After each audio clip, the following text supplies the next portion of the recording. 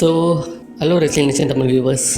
So guys, நமக்கு வந்து பார்த்திங்கன்னா ஏடபிள்யூ வந்து அடுத்த 3-4 வருஷத்துக்கு இன்னும் உயிரோட தான் இருக்க போகிறாங்க.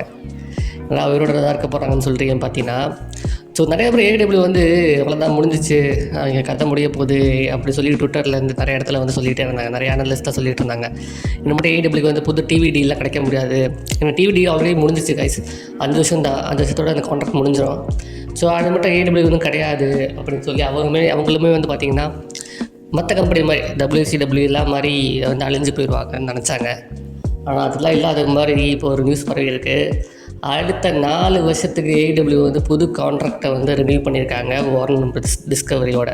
ஸோ அதுவுமே இல்லாமல் ஒரு நல்ல ஒரு சூப்பரான $170 மில்லியன் ஒரு அமௌண்ட்டுக்கு புக் பண்ணியிருக்காங்க. வருஷம் கிடைக்கும் அவங்களுக்கு. இது மூலியமாக பார்த்தீங்கன்னா WWEக்கு அப்புறம் இப்போ அவங்க வந்து WCW ஓவர்டேக் பண்ணிட்டாங்க. WWEக்கு அப்புறம் ஒரு மோஸ்ட் சக்ஸஸ்ஃபுல் ரெஸ்லிங் கம்பெனியாக AEW வந்து அமைய போகுது. ஸோ இது வந்து இது வந்து என்னென்ன பெரிய விஷயம் நினச்சிங்கன்னா, ரொம்ப முக்கியமான விஷயம் கைஸ். ஒரு ப்ரொஃபஷனல் ரெஸ்லிங் இண்டஸ்ட்ரியில் வந்து WWEங்கிற ஜாம்பவான் தான் வந்து பார்த்திங்கன்னா கடைசி பல வருஷமாக வந்து டாமினேட் பண்ணிகிட்டு இருந்தாங்க. எவ்வளவோ கம்பெனி வந்துட்டு போய் அவங்களுக்கு வந்து காம்படிஷன் கொடுக்க பார்த்தாலுமே அதில் ஓரளவுக்கு வந்தவங்க வந்து பார்த்திங்கன்னா நம்ம WCW. ஆனால் அதுவுமே வந்து பார்த்திங்கன்னா ஒரு கட்டத்துக்கு மேலே அவங்களால தாக்கு பிடிக்க முடியல. ஆனால் AEW இப்போ பார்த்திங்கன்னா அவங்கள ஓவர்டேக் பண்ணி 2வது லார்ஜஸ்ட் ப்ரொஃபஷனல் ரெஸ்லிங் கம்பெனி இந்த வேர்ல்டு அப்படிங்கிற இடத்த பிடிச்சிருக்காங்க. ஸோ அந்த டீல் என்னென்ன வருதுன்னு பார்த்தீங்கன்னா, முன்னாடி பார்த்திங்கன்னா அவங்க AEWக்கு வந்து பேப்பர் ஸ்ட்ரீமிங் கிடையாது. எப்படி நம்ம WWE வந்து பார்த்திங்கன்னா இப்போ நெட்ஃப்ளிக்ஸோட எல்லாம் ஒரு நெட்ஃப்ளிக்ஸ் அப்புறம் பீகாக்கோடலாம் டீல் வச்சுருக்காங்களோ, அதே மாதிரி வந்து இப்போ AEW வந்து பார்த்திங்கன்னா மேக்ஸ், HBO மேக்ஸ்னு ஒரு இது இருக்குது, நம்ம Amazon Prime நெட்ஃப்ளிக்ஸ் மாதிரி. ஸோ மேக்ஸில் வந்து பார்த்திங்கன்னா அஃபிஷியல் மேக்ஸில் தான் வந்து பார்த்திங்கன்னா இந்த கேம் ஆஃப் த்ரோன்ஸ் எல்லாம் வரும். நமக்கு வந்து இங்கே பார்த்திங்கன்னா ஜியோ சினிமா மூலிமா பார்க்கலாம்னு நினைக்கிறேன். ஸோ அது நான் என்ன சொல்லி அப்டேட் கொடுக்குறேன் எப்படி வருதுன்னு. ஸோ அதில் வந்து பார்த்திங்கன்னா மட்டும் பேப்பர் ரிவ்யூ எல்லாம் உங்களுக்கு வரும். அதில் வந்து நீங்கள் AEW ஒரு கம்ப்ளீட் பேப்பர் ரிவ்யூ பார்க்கலாம். ஸோ இது கரெக்டாக இருக்கும். பார்த்திங்கன்னா இன்னொன்று என்ன பார்த்திங்கன்னா, அது மட்டும் இல்லாமல் இப்போது ரேம்பேஜை வந்து அவங்க இழுத்து மூட போகிறாங்க. இந்த ஒரு நியூஸ் பரவுது. அதாவது ரேம்பேஜ் வந்து பார்த்திங்கன்னா ஒரு மணி நேரம் வெள்ளிக்கிழமை நமக்கு வந்துட்டு இருந்துச்சு. ஸோ அதை வந்து இப்போ AEW வந்து க்ளோஸ் பண்ண போகிறாங்கன்னோ, அதுக்கு ரீப்ளேஸ்மெண்ட்டாக நம்ம AEW ஷாக் வேவ்னு சொல்லி ஒரு புது ப்ரோக்ராமை அதுவும் ஃபாக்ஸ் ஸ்போர்ட்ஸில் வேறு சேனல். ஃபாக்ஸ் வந்து எது பார்த்திங்கன்னா கைஸ், நம்ம ஸ்மாக் டவுன் நடக்குது தெரியுமா? ஸ்மாக் டவுன் நடக்கிறது வந்து பார்த்திங்கன்னா ஃபாக்ஸ் ஸ்போர்ட்ஸ் தான், அவங்க தான் நடத்துகிறது, டிவி ஸ்பான்சரு. ஸோ அமெரிக்காவில் அந்த இப்போ வந்து ஃபாக்ஸும் ஸ்மாக் டவுனும் டீல் முடிய போகுது. ஆனால் ஸ்மாக் டவுனுக்கு பதிலாக ஃபாக்ஸ் வந்து இப்போ வந்து AEW ஷாக் வேவ் நடத்த போகிறாங்க.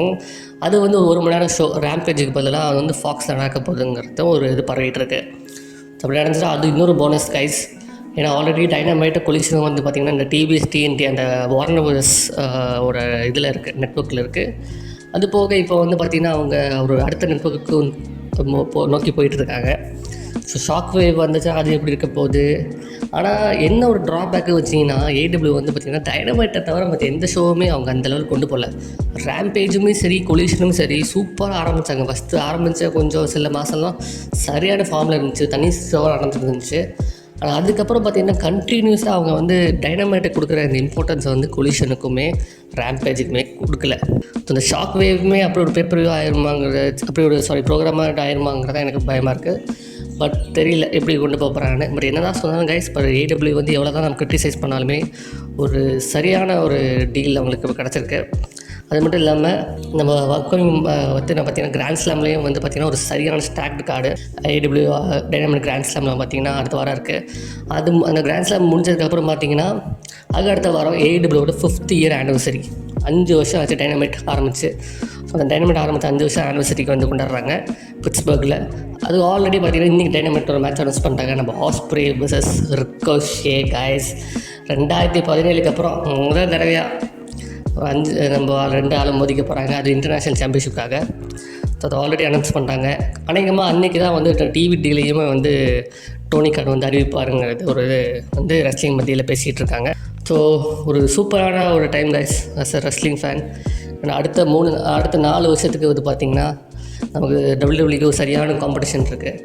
காம்படிஷன் இருந்தால் தான் வந்து பார்த்திங்கன்னா இந்த ஸ்போர்ட்லேயுமே வந்து ஒரு நல்ல ஒரு கண்டென்ட் கிடைக்கும்.